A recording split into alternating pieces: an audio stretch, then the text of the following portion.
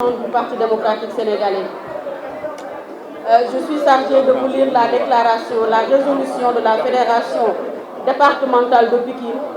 portant sur l'invalidation de la candidature de Karim Meïssa Wade par le Conseil constitutionnel. Réunie en Assemblée générale ce jeudi 1er février 2024 à Thiaroye-sur-Mer, la Fédération départementale PDS de Pikine, appréciant la situation politique consécutive à la décision du Conseil constitutionnel qui exclut le frère Karim Meïssa Wade de la liste des candidats à l'élection présidentielle du 25 février 2024, a adopté la résolution qui suit.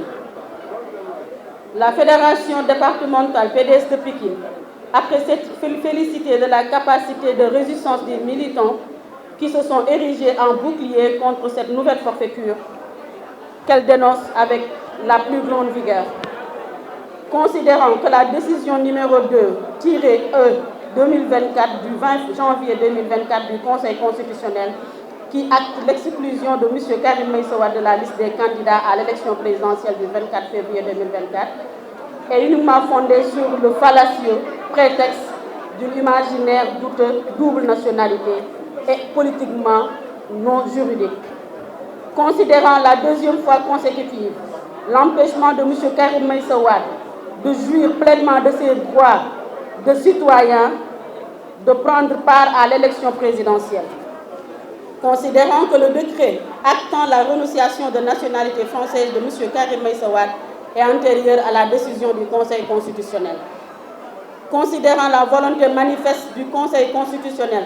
de fouler aux pieds le consensus issu du dialogue national en violant la liberté de candidature de Karim Meïssa Wade.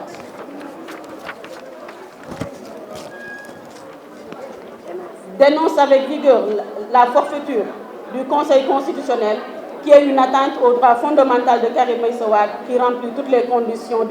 pour briguer le suffrage suprême des compatriotes sénégalais. Conteste la crédibilité du Conseil constitutionnel qui vient de montrer son incapacité à garantir des élections libres, transparentes et démocratiques. Dénonce aussi l'émission du bureau exécutif de l'UMS dans les travaux des députés à l'Assemblée nationale. La Fédération départementale de Pikine soutient toujours la résolution initiée par le groupe parlementaire Démocratie, Liberté et Changement pour la mise en place d'une commission d'enquête parlementaire pour clarifier les circonstances et conditions d'invalidation de la candidature de M. Karim Meïssa Wade. La Fédération départementale de Pikine exhorte l'État à respecter les conclusions de la commission d'enquête parlementaire. Nous demandons aussi la révocation immédiate du Premier ministre Amadou Ba qui use de ses positions de pouvoir pour manipuler la justice. La Fédération départementale de Pikine exige la réintégration immédiate de M. Karim Meïssa Wade sur la liste des candidats à l'élection présidentielle. Exige aussi le report de l'élection présidentielle car elle ne se tiendra pas sans la participation de notre candidat Karim Meïssa Wade.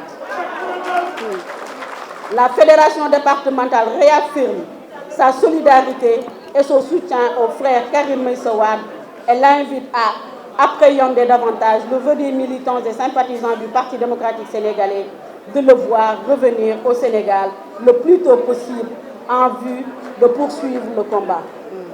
La Fédération départementale de PDS Pikine s'engage à mobiliser tous les militants et sympathisants du Parti démocratique sénégalais du département de Pikine pour préparer le retour imminent de son candidat, le président Karim Meïssa Wade, fait à Pikine le 1er février 2024.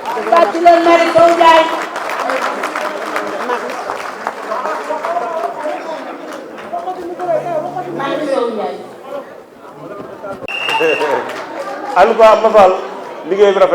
ce qui reste maintenant, c'est la lecture de la résolution. Lolo mo am solo. Liggéey nañ liggéey bu am solo Pikine jërë ngeen jëf. Lii mooy PDS. Démb nañ ko programmé tey ngeen doxalee ko nii. Le parti est vivant. Parti bi renouvelé nañ ko defar nañ ko instance yëpp taxaw nañu am nañ parti bu am solo na ngeen gën a góorgóorlu. Li nga xam ne moo xaw ci réew mi nag démb wax nañ ko à l'Assemblée nationale Karim Meïssa Wade dañ ko tooñ bu métti ku ne xam na Karim fi mu jaar ci réew mi nekk doomu Abdoulaye Wade ñu nommé ko ministre mu liggéey bu rëy en 2012 Abdoulaye Wade joxe réew mi ñu traqué ko topp ko audité ko yónni inspection xool lépp mënoo gis ci moom benn dërëm ñu doon créé benn cour bu ñu daan kër yi nga xam ne moom ku mu bëgg a jàpp dina la jàpp ñu jàpp ko tëj ko 3 ans et demi génne ko exilé ko déporté ko comme ni ma ko waxee keroog déporté mooy jël avion gaare ko yóbbu ko bitim réew teg ko ko 2019 bu ko nekk candidat ñu dugal ci code électoral bi loo xamante ni si mën na ko teree nekk candidat parce que boo nekkul électeur doo nekk candidat mais kenn déggul PDS parce que xam nañ ne loolu xëy na sax def nañ ko dafa bu jaaru ci waaye nag loolu kum dal doo mën a nekk candidat mais 2023 ñu waxtaan fii au niveau du dialogue national woo PDS wuy si ñu ñëw taxaw ci réew mi liggéey ak li nga xam ne mooy le dialogue ñu waxtaan ne Karim Wade ak Khalifa Sall mi nga xam ne dañu leen tooñoon dañ leen delloo seen i droit dañuy bokk ci élection yi ñu dem dialogue boobu mu jeex ñu jël dossier bi indi ko à l'Assemblée nationale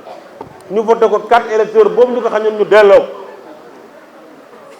ñu xam ne Karim am na double nationalité bu mu déclenché woon mu dem le 23 octobre déposé li nga xam ne mooy renoncement de sa nationalité mu am document bi nga xam ne consul bu dawaa jox na ko Maguette Sy indi na ko ñu ne déetawaay ñu dem la France génnee un décret disant que ne Karim Wade n'est plus un citoyen français mais loolu doy na ça suffit parce que c'est l'esprit de la loi mais la question de rétroactivité kenn laaju leen ko les juges n'ont pas dit le droit